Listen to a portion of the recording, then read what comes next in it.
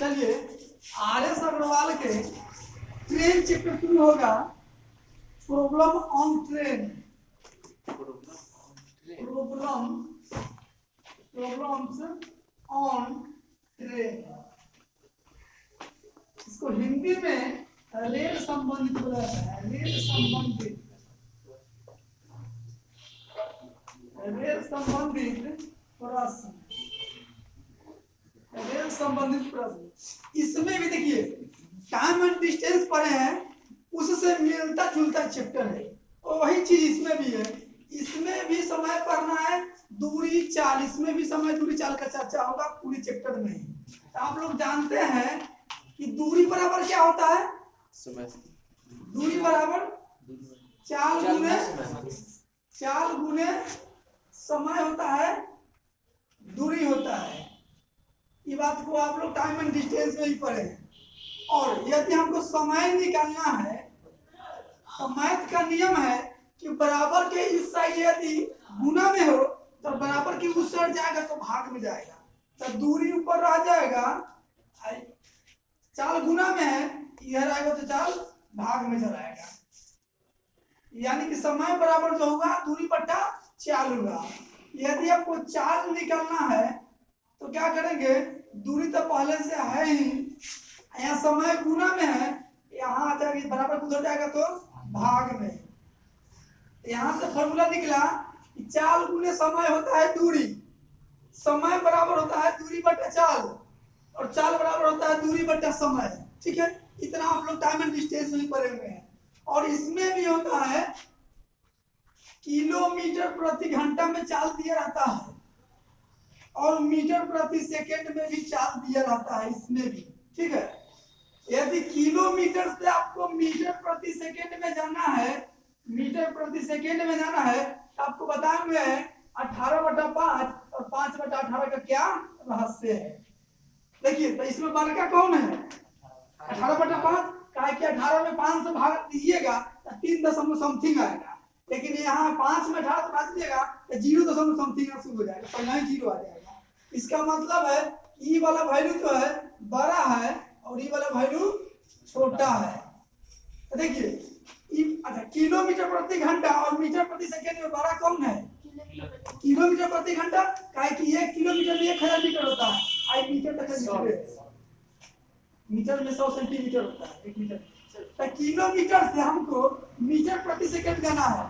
बड़का से छोटका वैल्यू में जाना है तो छोटके से गुना, बड़का से छोटका में जाना है तो छोटके से गुना, और छोटका से बड़का में जाना है, छोटका से बड़का में जाना है तो बड़के से गुना 18/5 से। इसका बहुत जरूरी है। ठीक है, आपसे पूछा जाएगा कि 90 किलोमीटर प्रति घंटा के चाल से जा रही रेलगाड़ी मीटर प्रति सेकंड में उसका चाल ज्ञात करें।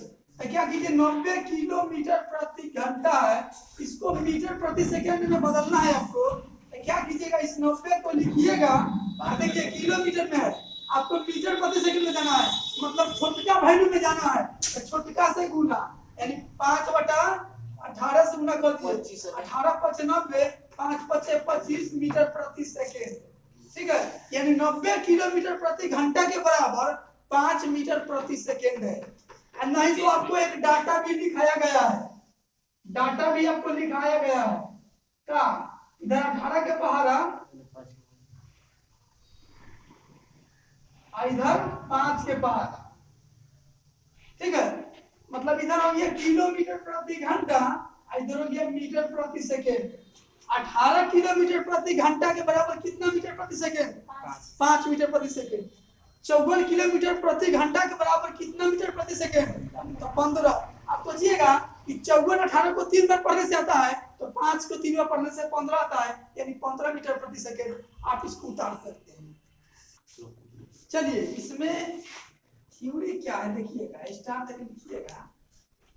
देखिए लिखिए ना, भाई समझ लीजिए। यहाँ देखिए ट्रेन में बहुत खास चीज है, पोल, पॉइंट, ट्री,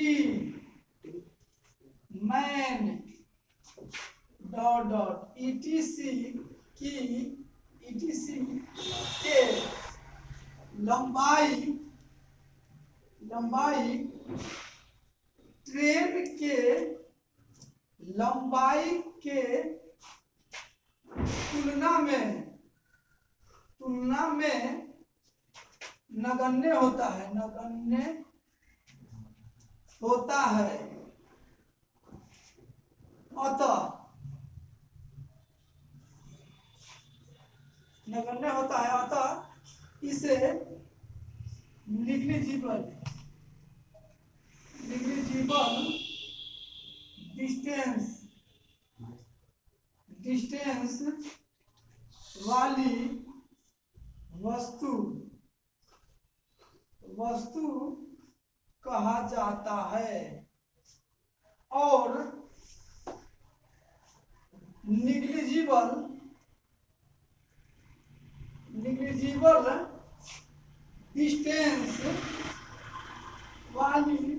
वस्तु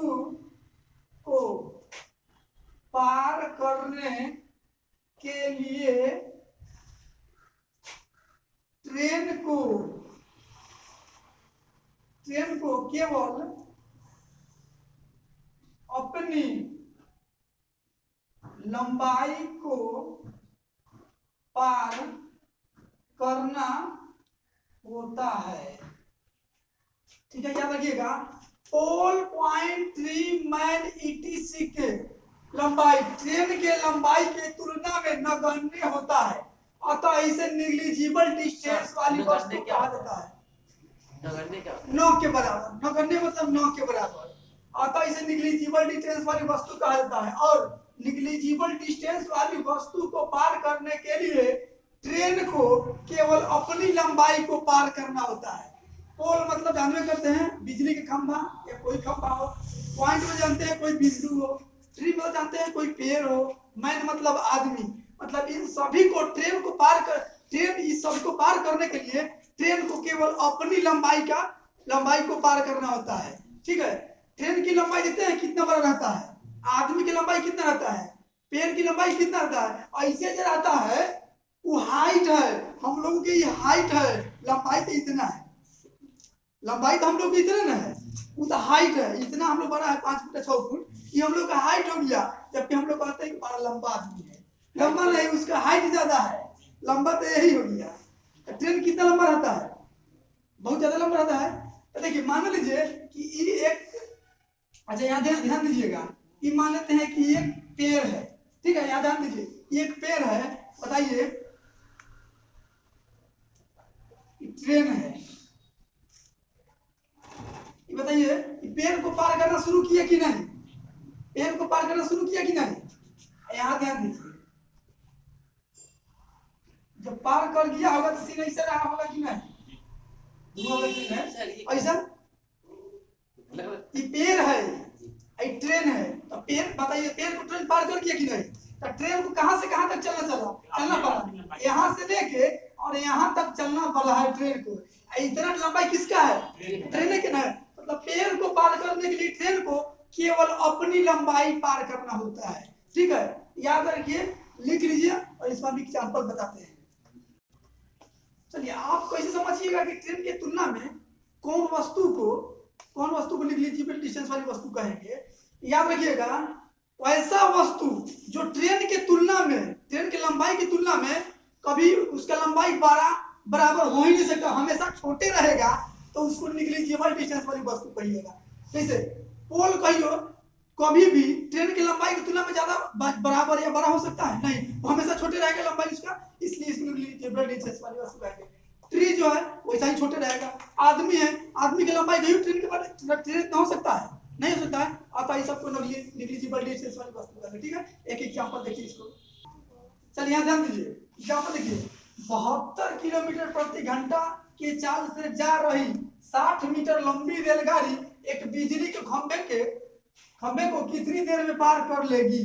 देखिए याद कीजिए, बिजली का खंभा यानी ट्रेन की लंबाई जितना है उतना ही दूरी तय करना पड़ेगा।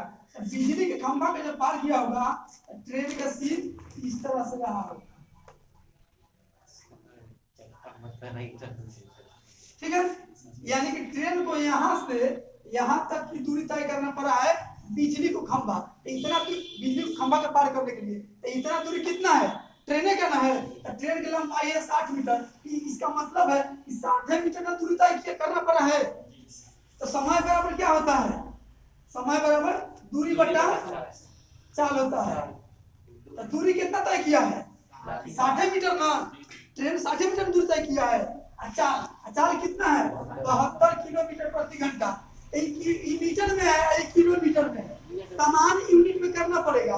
तो आप जानते हैं इसको, या तो क्या 5/18 से गुना कर देंगे, नहीं तो आपको पता है डाटा कि 18 के पहाड़ा 4 बार पढ़ने से 72 आता है, तो 5 के पहाड़ा 4 बार पढ़ने से 25 आता है। 25 आता है। ये क्या हो गया, 20 ना आएगा, 5 का 20 आएगा। तो 20 × 60 यानी कि 30 सेकेंड। ये मीटर हो गया, ये मीटर प्रति सेकेंड हो गया। तो मीटर मीटर कट गया, सेकेंड ऊपर चल गया, यानी कि 3 सेकेंड में पार कर जाएगी। ठीक है, देखिए पोल का जो पार, खंभा का जो बिजली के खंभा का पार किया है, तो ट्रेन ऐसा इतना पर पार कर गया, तो ऐसा ही ना सीध रहा होगा। यानी कि ट्रेन को यहाँ से यहाँ तक चलना पड़ा है कि नहीं। तो इतना लंबाई कितना है, ट्रेन की लंबाई ना इतना है, तो ट्रेन की लंबाई 60 मीटर। इसका मतलब कि 60 मीटर दूरी तय किया है ट्रेन, तब जाके बिजली के खंभा का पार कर दिया है। तो समय बराबर होता है दूरी बटे चाल। तो दूरी तो है 60 मीटर, चाल है 72 किलोमीटर प्रति घंटा। तो 72 किलोमीटर प्रति घंटा, यहाँ मीटर में है, तो 72 किलोमीटर घंटा को मीटर प्रति सेकंड में बदलिएगा। तो 72 को 5/18 से बदलिए, 18 चौके 72, 5 चौके 20 मीटर, 20 मीटर प्रति सेकंड हो गया। हम जानते हैं, डाटा में भी पढ़े हैं, ये 18 के पारा 4 बार पढ़ने से 72 आता है, तो 5 के पारा 4 बार पढ़ने से 20 होता है। 20 से भाग दिए, मीटर मीटर कट गया, सेकंड ऊपर चल गया। और आप लोग ये बात जानते हैं कि 72 किलोमीटर प्रति घंटा, ये प्रति घंटा का मतलब जानते हैं, ऐसे कहीं लिखा रहता है 1 घंटा में 72 किलोमीटर पर सही है, लेकिन बट्टा जो है नहीं 72, इसको ऐसे लिखा रहता है, ऐसे है, लेकिन स्टाइल में इसको लिखा जाता है ऐसे, ऐसे स्टाइल में लिखा जाता है। ठीक है, नहीं तो ऐसे है, ये दोनों वैल्यू बराबर ही है। सर 60 को चेंज नहीं कर सकते, 60 को 60 का मीटर है, सही है, इसको किलोमीटर में चेंज करना होगा। काहे ना चेंज कर सकते हैं, आंसर मिलेगा। हाँ आंसर मिलेगा, लेकिन फिर आपको काट कूट के सेकंडे में लाना होगा, काहे कि सेकंडे में आंसर है। ठीक है, चलिए निकाल लीजिए। चलिए फिर लिखिएगा, स्टार देके कि ब्रिज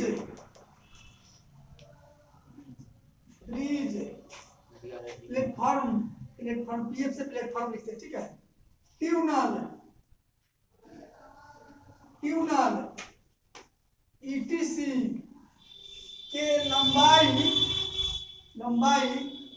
ट्रेन के लंबाई के तुलना में बराबर छोटा भी होता है, अतः इसे सेल्फ डिस्टेंस वाली वस्तु कहा जाता है, और सेल्फ डिस्टेंस वाली वस्तु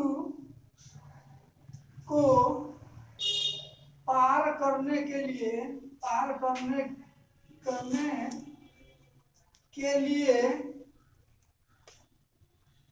ट्रेन को अपनी और उस वस्तु के लंबाई के योग को पार करना होता है। ध्यान दीजिए, यहाँ ध्यान देने वाले पर सब पहले समझ लीजिए यहाँ कि ब्रिज मतलब पुल, प्लेटफॉर्म मतलब समझिए ना, प्लेटफॉर्म ट्यूनल मतलब सुरंग, सुरंग जानते हैं ना, सुरंग। जहाँ पहाड़ का जी, पहाड़ जी। का रास्ता बनाया जी, जाता जी। है। सुरंग ईटीसी की लंबाई ट्रेन के लंबाई के तुलना में बड़ा भी होता है, बराबर भी होता है, छोट भी होता है। अतः इसे सेल्फ डिस्टेंस वाली वस्तु कहा जाता है। और सेल्फ डिस्टेंस वाली वस्तु को पार करने के लिए ट्रेन को अपनी और उस वस्तु के लंबाई के योग को पार करना होता है। इसे समझिएगा, यहाँ पे देखिएगा, मान लेते हैं कि ये एक प्लेटफॉर्म है, प्लेटफॉर्म है, और ट्रेन जब पार कर गया होगा, पहले देखिए यहाँ ध्यान दीजिए, पहले इसको मिटाइए, देखिए यहाँ ध्यान दीजिए, ये प्लेटफॉर्म है, ये प्लेटफॉर्म है, ठीक है। ट्रेन जब इसको पार करना शुरू किया होगा तो ट्रेन का सीन ऐसा रहा होगा, ऐसा ही रहा होगा, चार बचा था। जो है वो पार करना शुरू होता ऐसा ही ना होगा सीन। और जब मान लेते हैं कि वही प्लेटफॉर्म है, वही प्लेटफॉर्म है, यही प्लेटफॉर्म है, और जब पार कर गया होगा तो सीन ऐसा रहा होगा कि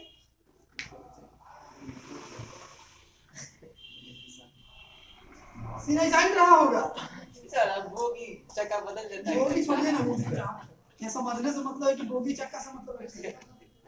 तो पार कर गया होगा तो सीन ऐसा ही रहा होगा, यानी कि ट्रेन यहाँ से चलना शुरू किया और ट्रेन को यहाँ तक आना पड़ा, तब जाकर प्लेटफॉर्म को पार कर गया है। बात समझ रहे हैं?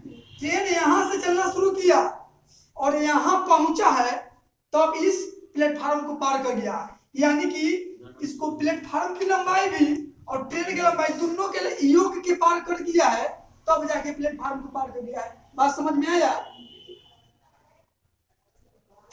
कोई दिक्कत है क्या? समझ ले, यानी कि ब्रिज को पार करेगा, प्लेटफॉर्म को पार करेगा या कोई सुरंग को पार करेगा, तो ट्रेन को याद रखिएगा उस वस्तु के लंबाई के योग के दोनों के पार करना पड़ेगा। तो ट्रेन अपनी लंबाई और उस वस्तु के लंबाई दोनों के लंबाई के योग के पार करना होगा, ठीक है। आप इसको लिखिए, हम एग्जांपल इसको बताते हैं। याद रखिएगा, सेल्फ डिस्टेंस वाली वस्तु किसे कहेंगे कि वो वैसा वस्तु जिसकी लंबाई ट्रेन की तुलना में बड़ा, बराबर या छोटा हो सकता है, उसे सेल्फ डिस्टेंस वाली वस्तु कहेंगे। और सेल्फ डिस्टेंस वाली वस्तु को पार करने के लिए ट्रेन को अपनी और उस वस्तु की लंबाई के योग के पार करना होता है, ठीक है। चलिए हम एग्जांपल को समझाते हैं। चलिए ध्यान दीजिए, इस क्वेश्चन को समझिए, एग्जांपल को समझिए। 350 मीटर लंबी रेलगाड़ी 54 किलोमीटर प्रति घंटा के चाल से 250 मीटर लंबी गुफा को कितनी देर में पार कर जाएगी? देखिएगा, गुफा इस तरह का होगा, गुफा 250 मीटर लंबा गुफा है, 250 मीटर लिखिए। और जब गुफा को पार कर गया होगा ट्रेन, तब सीन ऐसा रहा होगा, सीन इस तरह से रहा होगा, ठीक है, इस तरह से रहा होगा। यानी कि ट्रेन को यहाँ से चलना शुरू किया होगा और यहाँ आके पहुंच गया होगा, तब इस गुफा को पार कर गया। और ट्रेन की लंबाई कितना है? 350 मीटर, ठीक है। याद कीजिए, यहाँ से यहाँ तक चला है, तब इस गुफा को पार किया है। तो आप जानते हैं कि सेल्फ डिस्टेंस वाली वस्तु है, और सेल्फ डिस्टेंस वाली वस्तु को पार करने के लिए दोनों के योग के पार करना पड़ता है। समय आपसे पूछा है, समय बराबर क्या होता है? दूरी बटा चाल। तो दूरी यहाँ कितना हो जाएगा?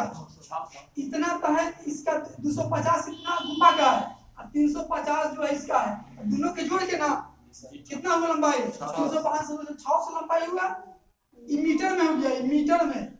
और यहाँ 54 किलोमीटर प्रति घंटा के चाल है, और नीचे किलोमीटर प्रति घंटा में लिखिएगा तो सामान्य यूनिट होगा। यहाँ मीटर में, नीचे किलोमीटर लिखिएगा तो नहीं कटेगा, इसे काटिएगा, नीचे किलोमीटर में रहेगा। इसको आप मीटर प्रति सेकंड में बदल लीजिए। 54 किलोमीटर प्रति घंटा बराबर कितना मीटर प्रति सेकंड? 15 मीटर। 54 आता है 18 के 3 बार पढ़ने से, तो 5 के 3 बार पढ़ दीजिए। और नहीं आता है तो 54 में आप 5/18 से गुना कर दीजिए। 18 × 54 5 है 15 मीटर प्रति सेकंड, यानी कि 15 मीटर प्रति सेकंड। अब मीटर से मीटर कट गया, 15 चौके 60, 40 बार में सेकंड ऊपर चल जाएगा, यानी 40 सेकंड में पार कर जाएगा इस गुफा को, ठीक है। उतार लीजिए। अब देखिए सापेक्ष चाल, आप टाइम एंड डिस्टेंस में पढ़े हुए हैं। Relative distance, sorry relative velocity, relative velocity, relative velocity, relative velocity, इसका हिंदी होता है सापेक्ष चाल, सापेक्ष चाल होता है। सापेक्ष चाल के बारे में पढ़े हुए कि नहीं? सापेक्ष चाल क्या होता है? देखिए एक ट्रेन इधर से जा रही है 80 किलोमीटर प्रति घंटा की चाल से, और दूसरा ट्रेन भी इसी ओर जा रहा है, ये जा रहा है 60 किलोमीटर प्रति घंटा की चाल से। चाहे इसी को मान लीजिए 80 किलोमीटर प्रति घंटा की चाल से, इसको मान लीजिए 60 किलोमीटर प्रति घंटा की चाल से, क्योंकि बात पहले जो खुलता है उसका चाल कम ही रहता है, तब तो दूसरा का गाड़ी पहले का गाड़ी को पकड़ लेता है रास्ता में कहीं न कहीं। तो ये जो है ना सापेक्ष चाल क्या कहे, तो दोनों एक के दिशा में जा रहा है कि नहीं ट्रेन, एक दिशा में जा रहा है, एक दिशा में जब जा रहा है ना, देखिए जिधर ही जा रहा है उधर ही जा रहा है कि नहीं, तो जब एक दिशा में जाएगा तो एक दिशा में चाल को घटाकर लिखना है, ऐसे देखिए ना, ये 1 घंटा पहले भागा, ये 1 घंटा पहले खुल गया, एग्जांपल देखिए ना, 1 घंटा पहले खुल गया, 1 घंटा बाद खुला है, तो ये गाड़ी इसको किसी न किसी समय तो पकड़ लेगा, इसका चाल है 80, इसका चाल है 60, चाहे मान लीजिए ये गाड़ी जो है 100 मीटर दूरी तय कर लिया है, 100 मीटर दूरी तय करने के बाद ये गाड़ी खुलेगा, तो ये कभी न कभी तो पकड़िए लेगा, काहे कि इसका चाल ज्यादा है, तो किस चाल से पकड़ेगा, ये 60 से भाग ही रहा है, ये 80 से पकड़ ही रहा है, इसका मतलब है कि दोनों के अंदर किसे ना है, इसी अंतर से ही पकड़ेगा उस दूरी को, ठीक है, यानी कि एक दिशा में चाल, मतलब समान दिशा में चाल को घटाकर लिखना है।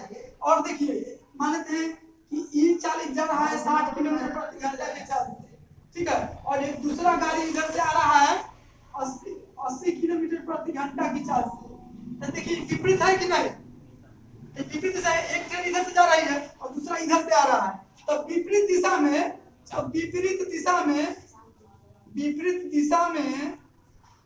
चाल हमेशा जोड़कर लिखना है,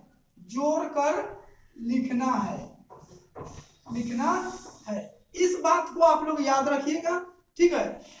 वेलोसिटी, रिलेटिव वेलोसिटी मतलब सापेक्ष चाल, जब एक के दिशा में ट्रेन जा रहा है तो चाल के घटाकर लिखेंगे, और जब दोनों दिशा में जा रहा है तो चाल के जोड़ के लिखेंगे। और एक होता है रिलेटिव डिस्टेंस होता है, रिलेटिव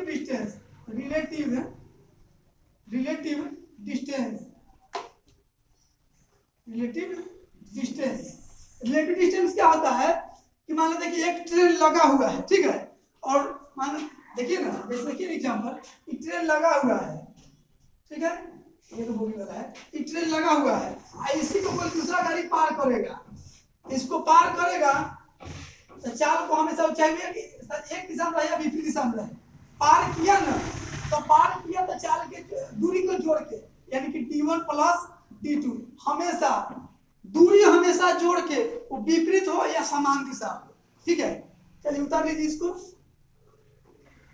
बाकी जो थ्योरी बचा वो हम क्वेश्चन के साथ कर देंगे, नहीं तो आपको पता है टाइम एंड डिस्टेंस में आप लोग पढ़ चुके हैं, क्या होता है पकड़ने में लगा समय, मोर डिस्टेंस बटा मोर स्पीड, पर सब तो जानते हैं, तो टाइम डिस्टेंस में पढ़े हुए हैं। चलिए आज के लिए इतना ही, मिलते हैं अगली वीडियो में।